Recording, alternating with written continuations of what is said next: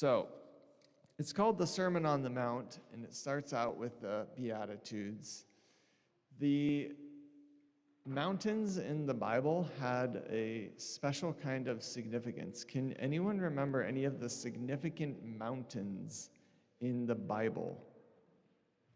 Raise your hand. Micah. Yeah, what happened there? What did God give the people of Israel on Mount Sinai? The Ten Commandments? Yep. Yeah. Awesome. Any others? What other mountains can you guys remember from the Bible?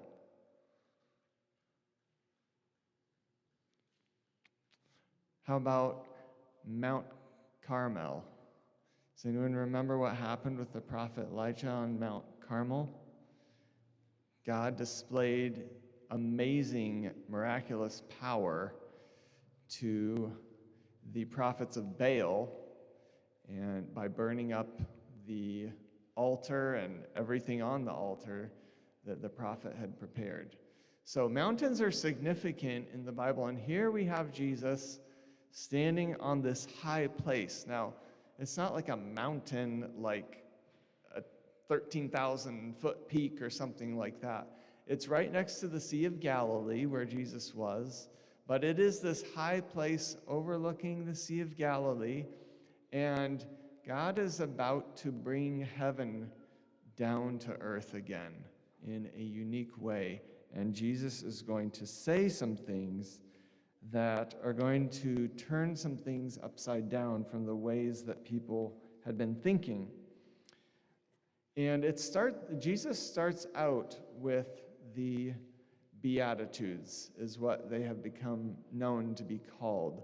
And the word beatitude just means someone who's blessed or someone who's prosperous or has a prosperous life. So I found this little clip from The Chosen, yes, one of my favorite series now, of Jesus talking with Matthew, in whose gospel we find the Sermon on the Mount. So Matthew, one of the disciples, wrote this down, and this scene is just an imagining of some interaction between Jesus and Matthew as he was getting ready to preach the Sermon on the Mount. So let's watch this clip here. Matthew.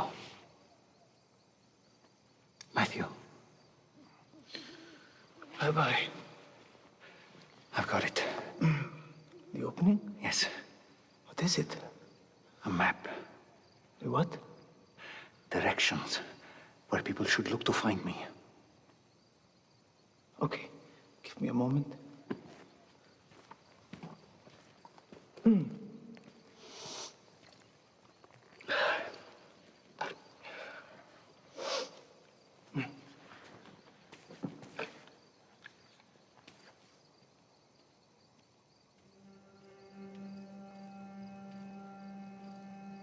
I'm ready.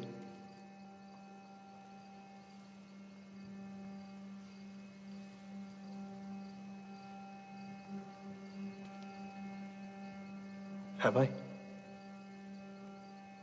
Blessed are the poor in spirit, for theirs is the kingdom of heaven. Blessed are those who mourn, for they shall be comforted. Blessed are the meek, for they shall inherit the earth. Blessed are those who hunger and thirst for righteousness, for they shall be satisfied. Blessed are the merciful, for they shall receive mercy. Blessed are the pure in heart, for they shall see God. Blessed are the peacemakers, for they shall be called sons of God. Blessed are those who are persecuted for righteousness' sake, for theirs is the kingdom of heaven.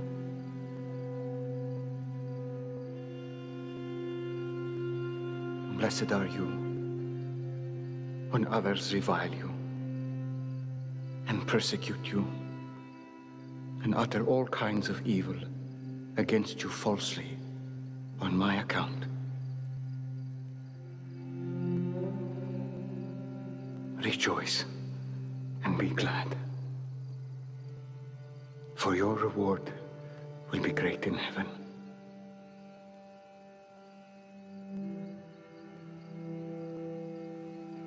Yes. But how is it a map? If someone wants to find me, those are the groups they should look for.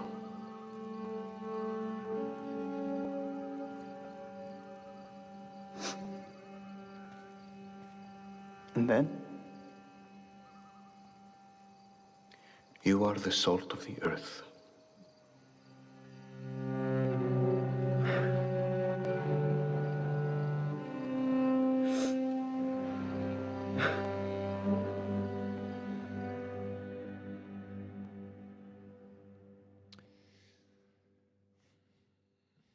So that's the beginning of the Sermon on the Mount.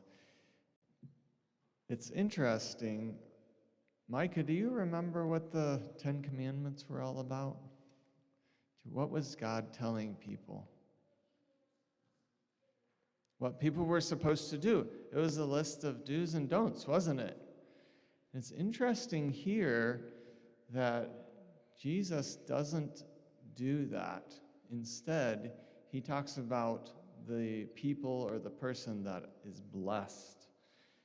It's like he's saying, this is the kind of person or people that I want you to become. And that is significant, that he is coming with a different agenda than just a list of do's and don'ts that you should conform to in terms of the law. He is wanting to create people who become these things. Blessed are the poor in spirit, those who aren't spiritually arrogant. And he goes on and on. So that's the beginning of the Sermon on the Mount. And I timed it. I listened to it in the Bible app. It takes about 20 minutes. So we're not going to do that here, but we're just going to hit for this morning just a couple of highlights. And these are things that I pulled out as I was just looking at the passage. And I was going to have a big set of keys up here for you kids to hold, but I forgot them at home, sorry. But these are, in my understanding, 3 keys to understanding the Sermon on the Mount as a whole. Just ideas that we need to grasp in order to understand what some of the things Jesus is talking about here on the Sermon on the Mount are. So the first key that we need to understand, Jesus was talking to people who had become confused about what real godliness is. And so the first thing that we see here is the people thought that it was their job to fulfill the law. They were living their lives in such a way, and we really see it in the lives of the religious scribes and Pharisees. They thought that it was their job to fulfill the law. And Jesus says, essentially, that's my job. They thought it was their job. Jesus comes and he says, that's my job. If you look at chapter 5, verse 17, this is what he says. Do not think that I have come to abolish the law or the prophets. That means, don't think I'm coming to just get rid of the law, even though it's impossible for you to live out. I have not come to abolish them, but to fulfill them. Jesus came to fulfill the law. And I pulled out another little video from the people called the Bible Project that explains the law. So let's watch that one.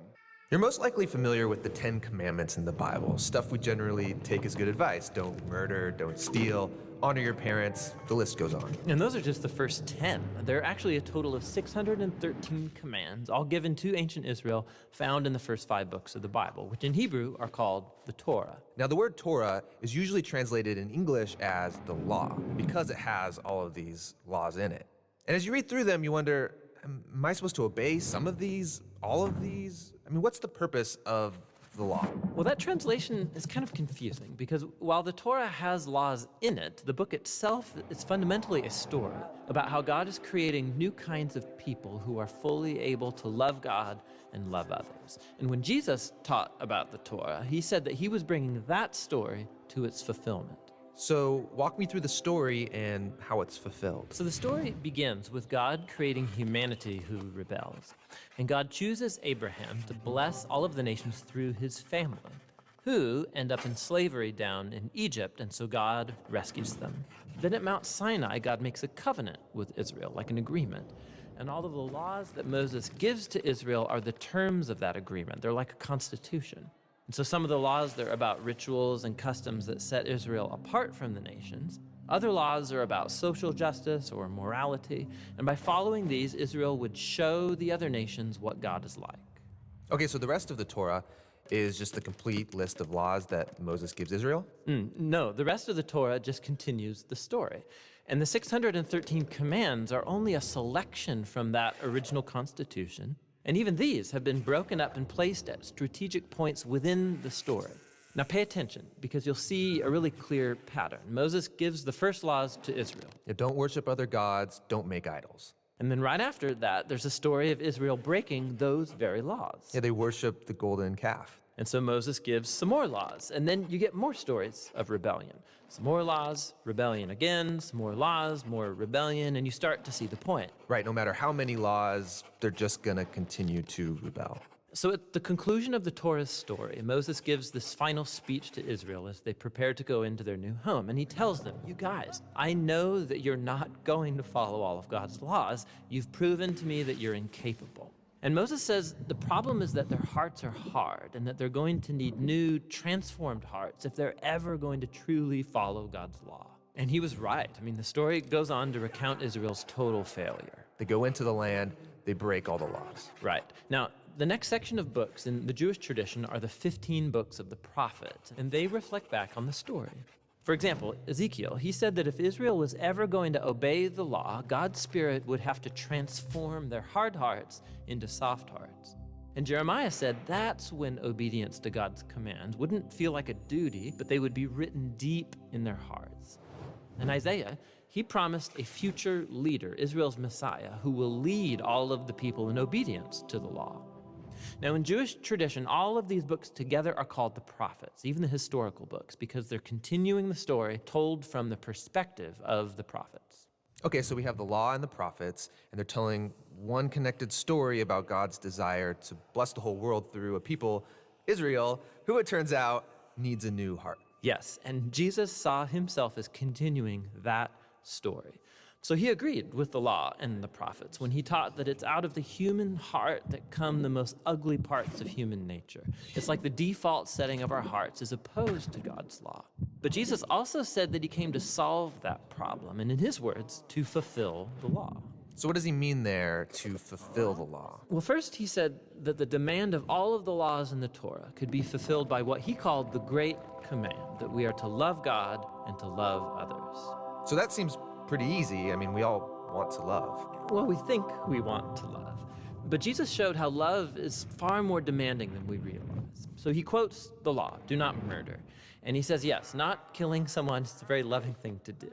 But then he also says that when you treat someone with disrespect or when you nurse resentment against them, you're also violating God's moral ideal because you're not treating that person with love. And so Jesus said true love ought to extend even to our own enemies. So even though this command seems very simple, Jesus showed how our hearts are not currently equipped to fulfill even this basic command of God to love others. And that's kind of a downer. But where Israel failed, Jesus brought this story to its fulfillment. As Israel's Messiah, he fully loved God and others, and he showed all of the nations what God is truly like. He did this through his acts of compassion and mercy, and ultimately by loving his enemies even unto death. And after his resurrection, he told his followers that he would send God's Spirit to transform their hearts so that they could follow him and fulfill the purpose of the law, to love God and to love their neighbor. So this fulfills the story of the law and the prophets, or in the words of the Apostle Paul, the one who loves fulfills the law. Okay. What did you think about that, kids? What? What's so funny? What are you guys laughing at? What? What is... I have stickers on my face? Are you kidding me? I didn't come in here with stickers on my face. I do not have stickers on my face. What? Why do you guys think that?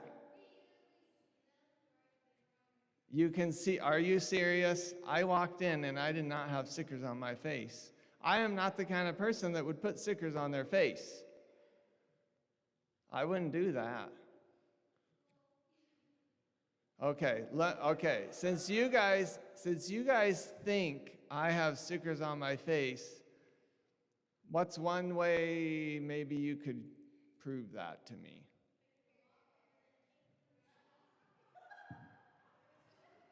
Uh-oh, here they come. Stop right there. Stop right there. Hold on. You know what? I thought this might happen, so I brought this. I'm going to look in this mirror, and I'm going to prove to you guys that I do not have stickers on my face, okay? Hold that up. Okay. Oh my goodness! I do have stickers on my face. How did those get there? Wow. Okay. Thank you, kids.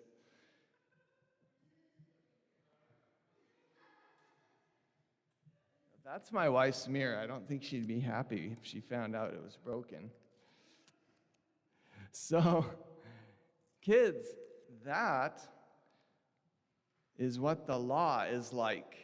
The law is like a mirror, and God holds the law up to our lives, and he says, love the Lord your God with all your heart, mind, soul, and strength, and love your neighbor as yourself. And he says, do not murder, and do not lie, and do not steal. But we often think, I am not that bad. I haven't killed anybody. And like the video said, Jesus came along and he said, well, if you have these angry thoughts in your heart, that's like murder, in that you're not showing love to your neighbor. And Jesus, in the Sermon on the Mount, people thought the bar for meeting God's requirements was like right here. And Jesus took the bar and he went like this, like way up there.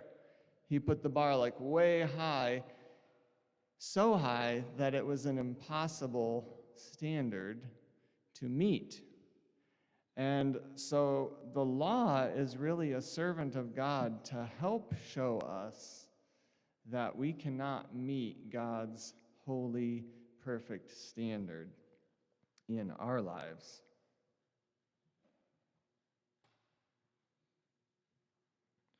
And that's partly why Jesus is saying in the Sermon on the Mount, he says, a lot of times you hear him say, like in chapter 5, verse 21, he says, you have heard that it was said to the people long ago, do not murder. He's talking about the law. And anyone who murders will be subject to judgment, but I tell you that anyone who is angry with his brother will be subject to judgment. Well, we've all been angry with our brother in a way that's not righteous. And he talks about lust and adultery, and he talks about a bunch of other things as well. So Jesus is raising the bar for the people, and he's saying, It's not just about keeping this list of do's and don'ts and being a religious person. God desires that our hearts are made right and that we begin to become a people that act out of a heart that wants to obey and longs to be in a relationship with God. So that was the first thing. Jesus is saying to the people, hey, it's my job. I came to fulfill the law. You have to realize that you can't fulfill the law. And all of many of the religious teachers thought they had the law down and they could fulfill it. But I suspect in their heart of hearts they knew that they couldn't. And Jesus is bringing that out. Here's the second thing.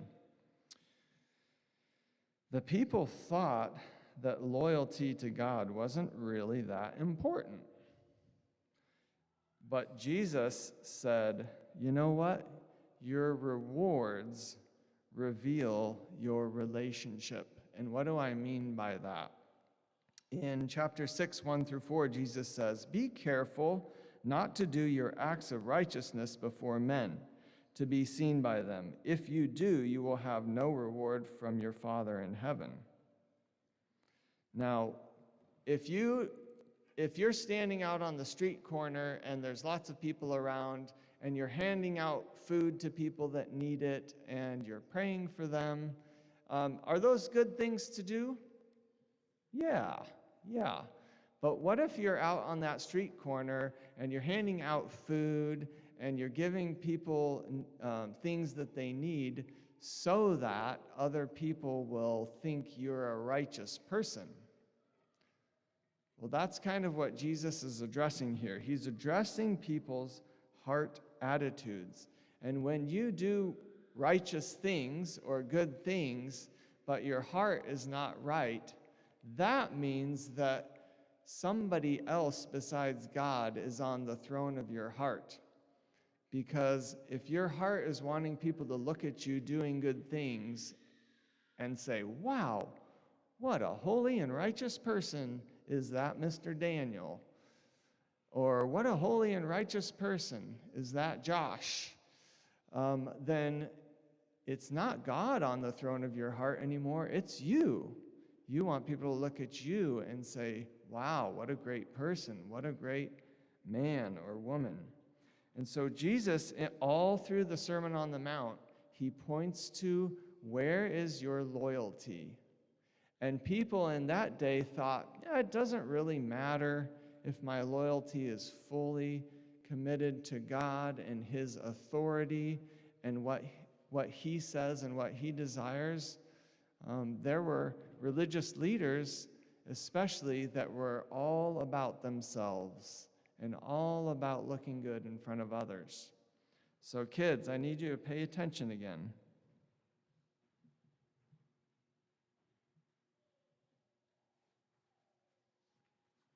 This is one of my favorite hats. Can anybody read what that says?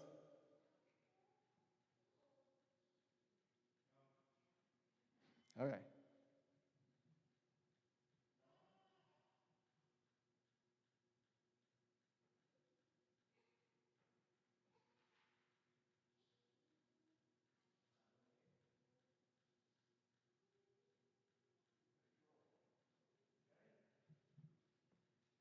Good job. State Highway Patrol. This hat used to be my father-in-law's. He has passed away, but he used to be a state highway patrolman. He'd tell us stories, all the crazy stories of things that would happen. But when a state highway patrolman pulls you over, what are they probably pulling you over for? Breaking the law in some aspect, or speeding, or whatever it is on the highways out there. And if you try to buck the State Highway Patrol's authority, what will happen to you?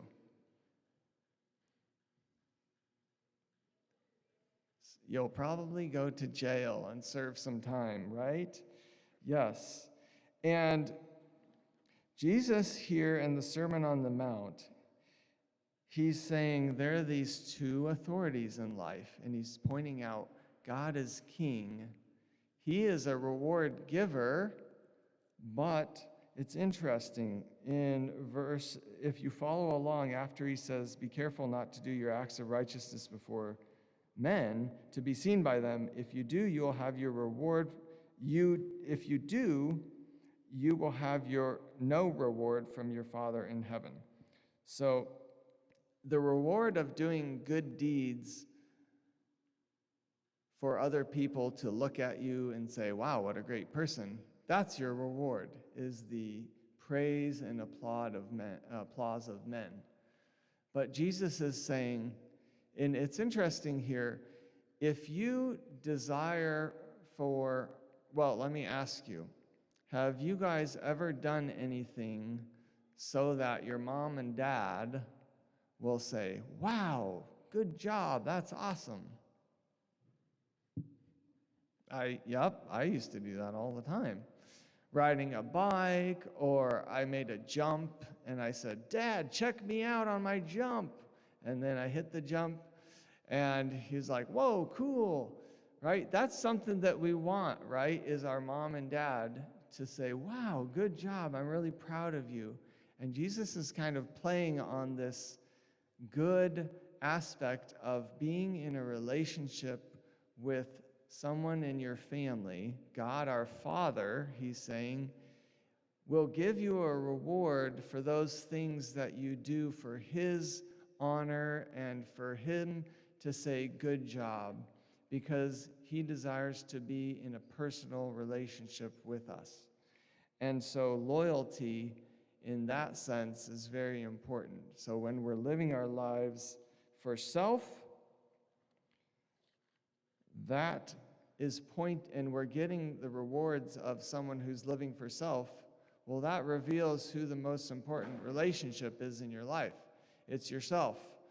If you're living your life for the honor and the love of God and for his praise, that reveals something about you too, that you long for your heavenly Father to praise you, to give you that reward and say, good job, you did just what I asked you to do, or you did what I told you to do, or you lived your life in such a way that you became the person that I wanted you to be. And that is the second key to understanding the Sermon on the Mount, that your rewards reveal your relationship when it comes to who is king in your life. And Jesus wants God to be the king, to have the final say. We're living in a moment in history where there's a book called The Rise and Triumph of the Modern Self, and it talks about this idea of expressive individualism, that we live in this culture here in America especially, but around the world, that says you should go after your goals, your dreams, what you desire matters most. Be true to yourself. You need to be living your most authentic, your best life now. And it's this expressive individualism. And Jesus is kind of turning that on its head and saying that's really a form of self-worship. You want to live your life in such a way that you're responsive to God and what he wants for our lives, and to look for and long for the rewards that he gives in our lives. So when it comes to who's king of our lives, your rewards reveal your relationship. Okay, the third key here for the Sermon on the Mount is that people were confused about something. They thought that loving God was just a religious show. It was like theater, loving God, because they saw it all the time in the scribes, in the teachers of the law. They were doing theater. out there on the street corner giving alms, wanting everybody to praise them. And so the people took that on that Jesus is talking to here in the Sermon on the Mount, and they thought, you know what, loving God, that's not really a thing. It's just theater, it's just a religious show. And that also meant that loving others is just a show too. Kids, I'm going to start a sentence and I want to see if you can finish it, okay? Love is... Good job. Love is patient. Love is kind. Love is gentle. Yeah, these are things that the Apostle Paul talks about love and shows us from the Bible. That's what true love is. And Jesus is saying that you can have a personal relationship with God that is not a show.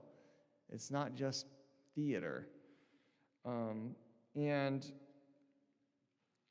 it's interesting, the more people that I talk to and some of the struggles that I've had in my own life, I meet people who grow up and they really don't think that having a relationship with God is a thing for them. Like that's outside of their even thinking that that could even happen.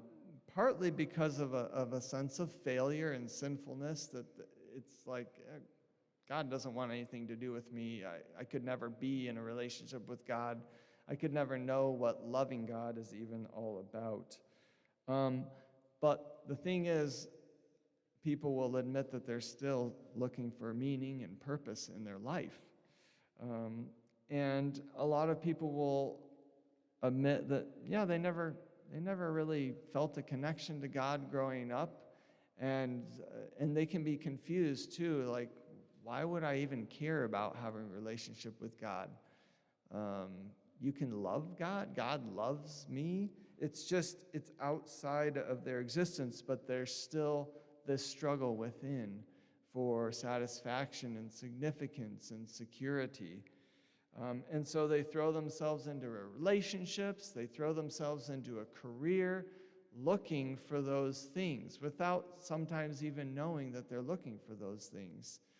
And they're looking for someone perhaps that would fulfill them, going from one relationship to the other, not even knowing why they're ditching the last person, but just knowing that their needs aren't being met. They're not finding the sense of significance that they were longing for. And people believe that the Bible's just an ancient myth. I mean, why would God love, why would I think there's a God who can love me when I believe that the Bible is just an ancient myth? All of these things that I have run into, and I know a lot of you have run into and have experienced personally in your own life. But there are a lot of people in the world that think having a relationship with God is just theater. It's something that you do on Sundays and you show up on some holidays and then you move on with your life. And there were some people that Jesus was talking to here on the Sermon on the Mount that thought the same thing. He says in chapter 6, verse 5, "And when you pray, do not be like the hypocrites, for they love to pray standing in the synagogues and on the street corners to be seen by men. I tell you the truth, they've received their reward in full. But when you pray, go into your room, close the door, and pray to your Father who is unseen. Then your Father who sees what is done in secret will reward you." Jesus is saying you can have a personal relationship with God that's not theater and that's not a show. And this theme is all throughout the Sermon on the Mount. I ran into this quote on an interview that a man, Beckett Cook, did with Sean McDowell. And Sean says this about Jesus. He says, "Jesus lived in grace and he lived in truth, and I think people make broadly one of two mistakes. Either they say things like, I'm just going to speak the truth and it doesn't matter if you get hurt or offended. I'm a prophet, I speak truth. But it's often not done in love. It's an angry tweet or a post or something. On the other hand, there's people that say, well, maybe love is just helping somebody live out their truth, affirming whatever somebody believes about themselves, and they end up compromising what truth is. Jesus was fiercely committed to truth. We see this in his life, and he was willing to die for it. And he was also love incarnated. He was love and truth in relationships, and that's what Christians are called to do today. But we happen to live in such a noisy, divided, caustic culture that it's actually those who speak truth, but do it not to win an argument, not to sound smart, who actually stand above the crowd and I think speak a message of Jesus to people through their kindness. There's a deficit of kindness in our culture today. So these three things, that Jesus is the only one that can fulfill the law, that's not a job that we can even do, but Jesus did it perfectly. And then, who is the king in your life? Your rewards reveal your relationships.